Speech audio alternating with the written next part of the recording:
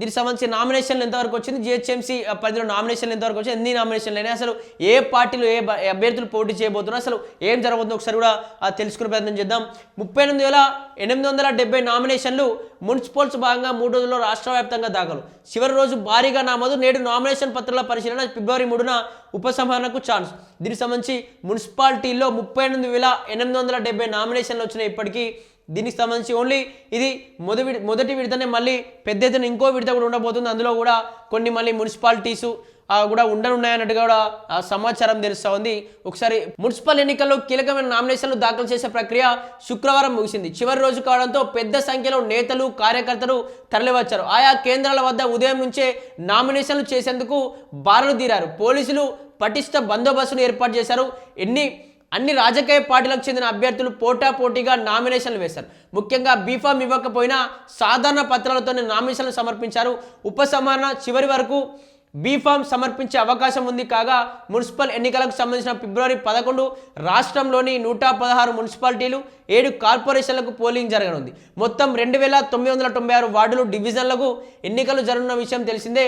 ఈ నెల 28, 29, 30 తేదీల్లో నామినేషన్లు స్వీకరించారు. ఏదైతే దీనికి సంబంధించి 116 మున్సిపాలిటీలు 7 కార్పొరేషన్లలో దాదాపు 2,996 వార్డుల్లో కూడా ఎలక్షన్లు జరగనున్నాయి. దీనికి సంబంధించి ఈ నెల 28, 29, 30 తేదీలో కూడా నామినేషన్ స్వీకరించనున్నారు. ఆల్రెడీ నామినేషన్ పూర్తి అయిపోయింది. దీనికి సంబంధించి ఉపసంహరణ మాత్రమే ఉంది.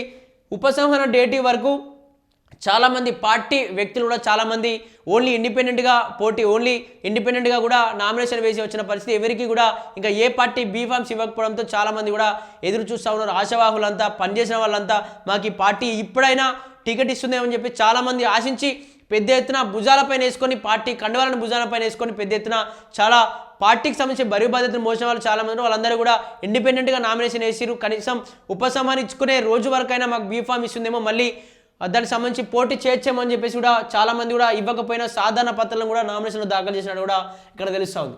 రేపు అప్పీళ్ల స్వీకరణ. నామినేషన్ ప్రక్రియ ముగియడంతో శనివారం అభ్యర్థులు దాఖలు చేసిన నామినేషన్ల పత్రాలను ఎన్నికల అధికారులు పరిశీలిస్తున్నారు.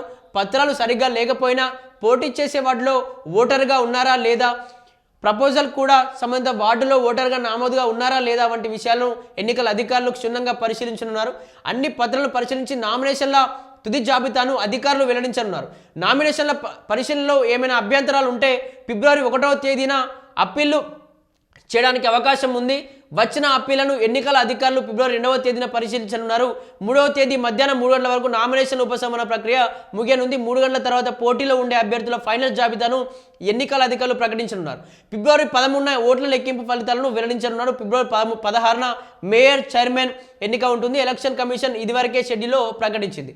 ఏదైతే దీనికి సంబంధించి 1వ తేదీన అప్పీళ్లు చేయడానికి అవకాశం ఉంది అన్నట్టుగా తెలుసు. 1, 2, 3వ తేదీ వరకు దీనికి సంబంధించి ఉపసంహరణ సమయం ఉంది. ఆ సమయం వరకు కూడా ఆ 3 రోజుల్లో కూడా అప్పీలను ఏదైతే వీళ్ళు వేసిన నామినేషన్లో నిజంగా అతను ఆ అభ్యర్థేనా, అతని పేరు కావచ్చు, అతని ఆధార్ డీటెయిల్స్ అన్నీ కూడా చెక్ చేసేటువంటి అవసరం ఉంటుంది.